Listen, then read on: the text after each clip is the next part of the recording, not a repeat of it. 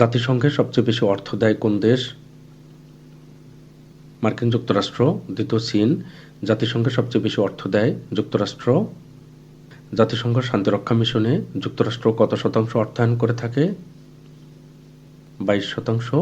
জাতিসংঘ শান্তিরক্ষা মিশনে যুক্তরাষ্ট্র 22% অর্থায়ন করে থাকে। দেশে ফার্নেস তেল চালিত বিদ্যুৎ কেন্দ্রের সংখ্যা কতটি? 65টি। দেশে ফার্নেস তেল চালিত বিদ্যুৎ কেন্দ্রের সংখ্যা 65টি। সবজি উৎপাদনে বিশ্বে বাংলাদেশের অবস্থান কততম? তৃতীয়। সবজি উৎপাদনে বিশ্বে বাংলাদেশের অবস্থান তৃতীয়। সম্প্রতি দক্ষিণ এশিয়ার কোন দেশটিতে 5.6 মাত্রার ভূমিকম্প হয়েছে? আফগানিস্তান। সম্প্রতি দক্ষিণ এশিয়ার আফগানিস্তানে 5.6 মাত্রার ভূমিকম্প হয়েছে। সম্প্রতি দক্ষিণ পূর্ব এশিয়ার দেশ মিয়ানমারে শক্তিশালী ভূমিকম্প আঘাত এনেছে। রিক্টার স্কেলে এই ভূমিকম্পের মাত্রা ছিল 7.7।